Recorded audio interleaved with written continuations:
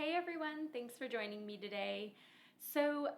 We've talked over the past few weeks, we've talked about boundaries and self esteem and self worth and things like that. In the kind of continuing the theme of self care and doing things to take care of ourselves, like protecting ourselves from things, I want to talk to you today about judgment, that gut feeling, and what it means to really trust our judgment and understand our judgment. And the reason that I'm talking to you about this is I really think that having good judgment about things is one of the most important things for that self care, self preservation. Because when we have those gut feelings, those are there to protect us. We feel those things because it's basically like a warning that our brain is giving us that there's something that we really need to pay attention to. And the reason that I wanted to talk to you about this is because so many people do not trust their judgment, or they think that they don't have good judgment. And in my experience, most of the time when I have these conversations with people, especially clients, where they'll say, I really want to work on making better choices, having better judgment, because I keep getting myself in these situations, whether it's relationships or whatever, where I end up hurt or something bad happens, and I just, I should have known to make a better choice. Well, when I have these conversations, a lot of the times what I end up finding and what we talk about is the fact that the judgment is correct. The judgment exists, like the good gut feeling, that good judgment, that people generally have it. We just don't listen to it. We will have that gut check where we're like, oh gosh, I feel something's wrong with this, something's off. But all too often, we just continue to move forward with whatever it is that we were doing, and we don't stop long enough to listen to it, let alone understand what it's trying to tell us. And when you can't stop and look at it and listen to it and understand it, then there's no way you're going to make a different choice. So I'm here to tell you that you have good judgment.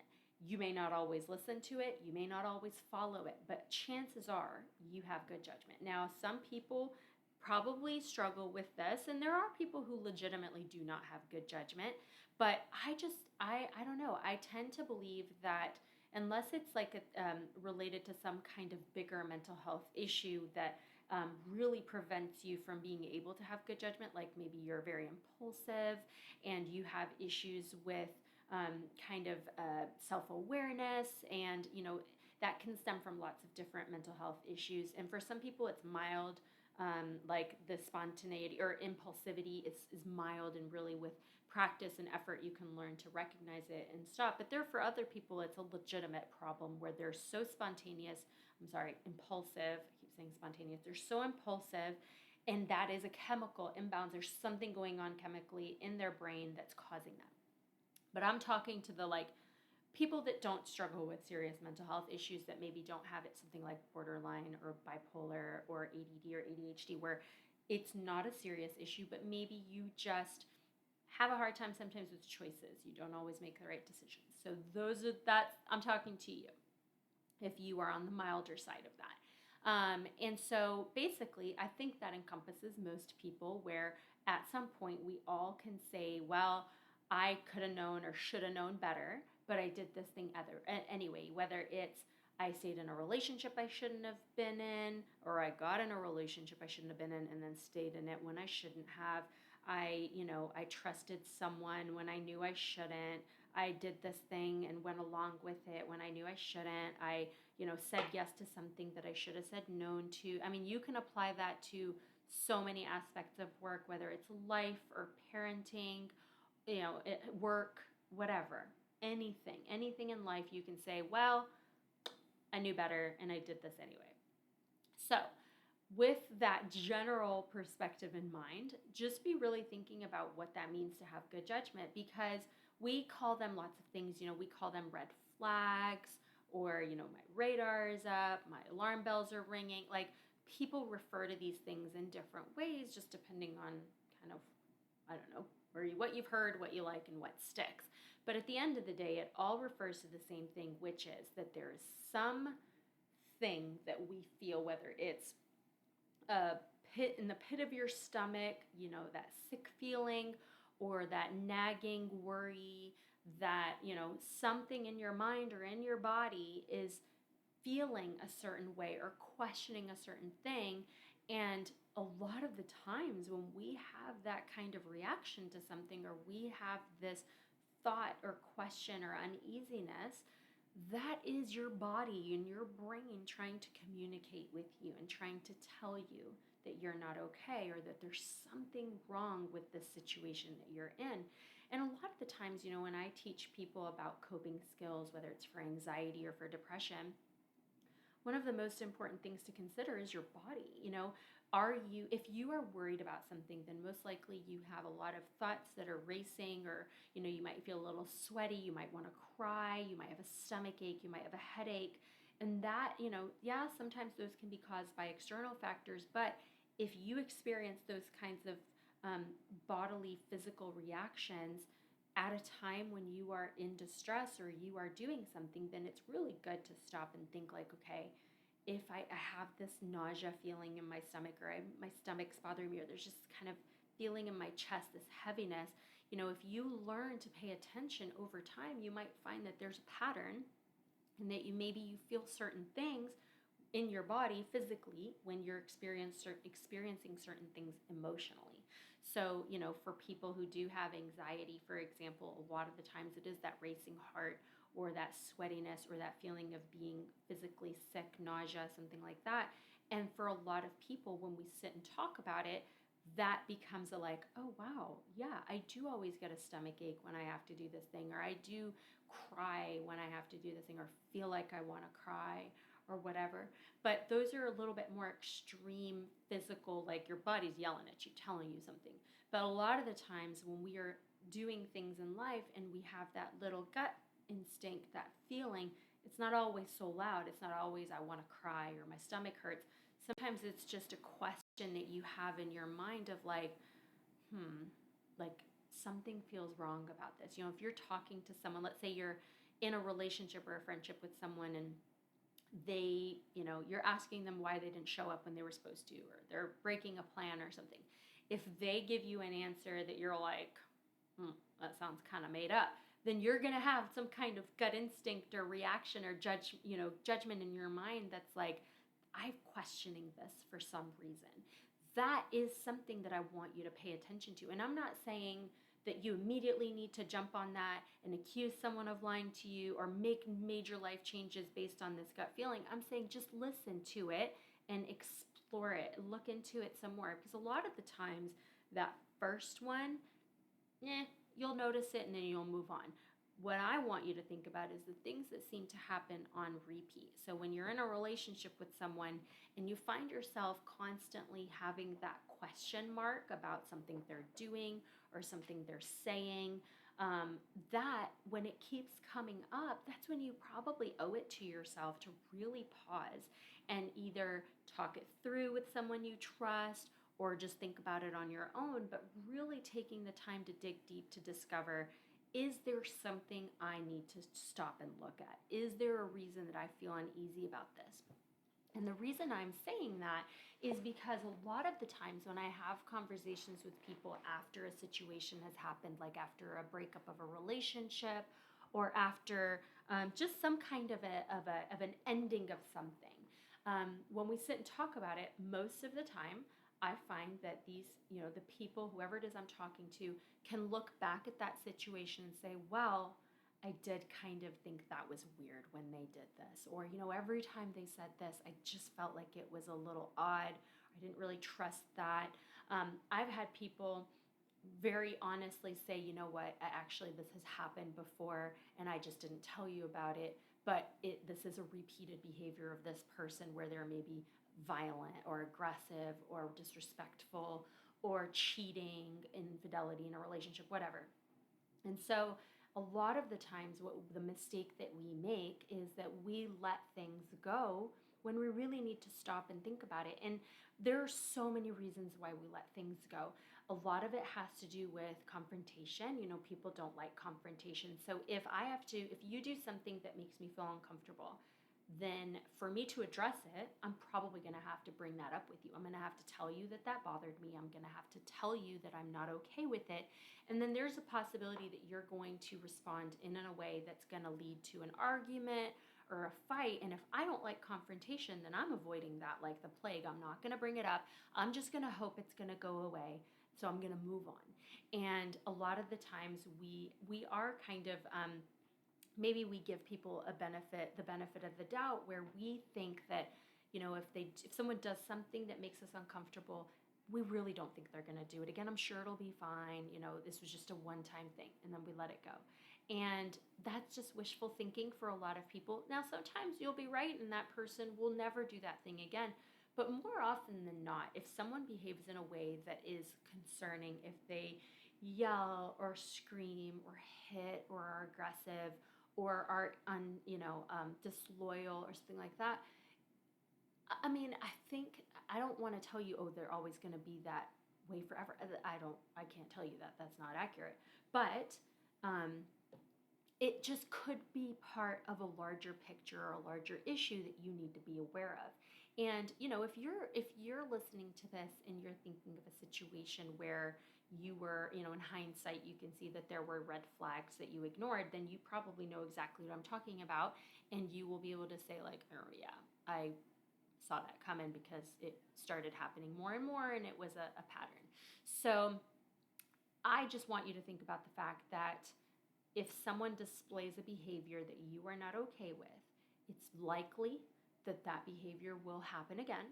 And if you're not okay with it, then you need to be mindful of those red flags, and you need to learn to trust yourself when those things come up. So if you feel uncomfortable with something, please stop and examine it. You might examine it and decide, you know what, I'm actually overreacting. I've talked it out with a friend and they've helped me realize that I was being overly sensitive, or maybe I am upset because of a previous relationship where someone did this, but it's really a different situation. Whatever. There could be so many reasons that your initial examining of it can be dismissed and you can move on and everyone can be happy. But until you do that, and until you really determine if it's something you need to address further or it's something that you can let go, then you're risking a repeat of this behavior happening again at some point in the future. And the reality is, if you ignore something that bothers you, and the other person that did this behavior, if they continue to do it, then you get to a point where it stops being their fault and it starts being yours because you're overlooking it or you're allowing it. And I am a true believer in the fact that, or in the saying that we teach people how to treat us. If you do something to me that I don't like and I let it go, or I kind of stay in that situation, which communicates to you that you can do that to me again, then I am now teaching you that that's appropriate. That if you yell at me and I don't tell you that that's unacceptable and I just let it go, then I've communicated to you that that's okay. So you can yell at me again. Now, if I tell you, don't you dare yell at me again, if you yell at me again, I'm ending this, and then you yell at me another time and I don't end it, well, now I've taught you that my words mean nothing, that I am just full of empty threats, and really I'm just going to pretend to be mad in the moment or be genuinely mad in the moment, but then I'm going to move on and we'll go back. And this applies to all kinds of relationships, whether it's, even thinking in your work. Like, let's say that you have a job and the people in your job are used to being able to, pawn off work on you, and it's really not your responsibility, but you're just such a nice person that you'll say yes and you'll do it. Well, now you've taught them that that's appropriate because you don't say no, and every time they want you to do something, you just jump in and do it. Now, if that's part of your job description, that's different. But if you know you're taking something that's not your responsibility and you're doing it just because you're afraid of confrontation, then you need to be able to look at that, because otherwise what'll happen is months from now or years from now, when you're miserable at your job and you're ready to quit, or you're having major anxiety about going to work, you can look back and say, well, I've been unhappy in this situation for so long, but I just never addressed it. And now I just can't take it anymore. That applies to so many things in life, where if we let things go, then we are going to end up being partially at fault for them getting to this point. Because, yeah, someone else may do something to you, and that's their fault. But if you allow it and you don't do anything about it, that then becomes your responsibility because you could have stopped it by walking away or ending it. And I understand there are certain things that are much harder to walk away from, or walking away is not really an easy option. Then you need to find resources and support, whether it's a therapist or family members or friends that you can turn to that will help you navigate that situation and decide what you need to do to get out of it. But staying in silent misery is not ever going to be a good option. So you need to learn to listen to your gut and to that judgment in your mind that says, this is not a good situation for me. I need to get out of this. Or, you know what, before things get more serious in this relationship or in this job or whatever, I'm noticing that I have a major conflict or a major issue with the way this is going. Let me stop it now before it gets more serious. And I mean, I'll give you an example. I work with couples a lot of the time, married couples, and a huge chunk of the time, I don't want to say always because I just don't think that's fair, but very close to most of the time in my professional experience in this job, when I have a couple that comes to me for some kind of marriage counseling and they've been together for a number of years, most often, whatever issue they are having in their marriage at this time is an issue that has existed for years, and typically since before they even got married and had kids or whatever their situation is. So in kind of summary of that, they had issues. They were clearly, these issues were causing a major issue, a major problem in the relationship. They didn't address it. They overlooked it, or they just decided to push through and get married anyway. And here we are, fast forward however many years and children later, and now this issue is a deal breaker, or they're just so unhappy that they're finally seeking help and support. Well, at this point, it's very difficult to repair a problem or multiple problems that are at the root of your relationship. Now, it can be repaired, but it is very difficult. And a lot of the times it cannot be repaired because it's just like you would have to untangle the entire relationship and start over, and it's very difficult. There are some couples that are able to really find a way to put a lot of that behind them and just start from here and make really good relationship choices and really respectful decisions towards each other, and they can get on a great pathway. But a lot of people can't. And so I want you to think about the fact that if there is a problem, please don't ignore it and think that it's going to get better. It doesn't get better. And this, I could go into this in so much detail because I have a lot of thoughts about starting a marriage off with those kinds of problems existing, because then there are people that just think, well, we'll just have a kid and that'll make it easier. I'm just going to tell you that doesn't work. But again, that's probably for a very different and more detailed session. But I really strongly believe if you have a feeling or a thought of questioning or concern about something, please stop and examine it, because you're probably right. Most of the time, you're probably right, that there is something to work on. And I'm not saying that gut is going to lead you to ending that situation immediately. You might just need an approach that'll fix it right here and there, then and there in that time. And then you can move forward really, really well with that person, whether it's a work thing or a personal relationship. Gut feelings don't mean, cut and run forever. Sometimes it means stop, address it, get on the right track, and then move forward in a healthier way. But if there's something unhealthy or something wrong, and you think that ignoring it or half addressing it, like addressing it but then really not following through on the work to fix it, if you think that that's going to work, it's not going to work. And even if it does work, it won't be a happy work. It's not going to be very fulfilling. So all that to say, please listen to yourself and your judgment. If you don't have good judgment, if you strongly believe that you don't, I would encourage you to find someone to work on with that, because it's at the core of so many of just kind of good life choices, being able to have good judgment and good, red flag warnings and paying attention to those. You've got to have that, or else you might end up in a lot of dangerous situations or unhealthy situations. But if you have it and you just don't listen to it, then please take the time to start doing that. You have full control over that. And sometimes it's nice to know, well, because I'll have people tell me, well, I always end up dating the wrong kind of person, and I'm never going to find anyone that I can be in a relationship with that's healthy. I'm doomed to date these kinds of people. I'm like, well, that's actually not true, because you're choosing to date the same kind of person. You're choosing to overlook this judgment that you have that these are not good people for you. So start making different choices. Start considering that those behaviors or those red flags are something that you need to pay attention to, because you obviously want something different than what you continue to do. You want to be in a relationship with someone different than this kind of person. So take the time to figure out what are the qualities you don't like and start looking for different qualities.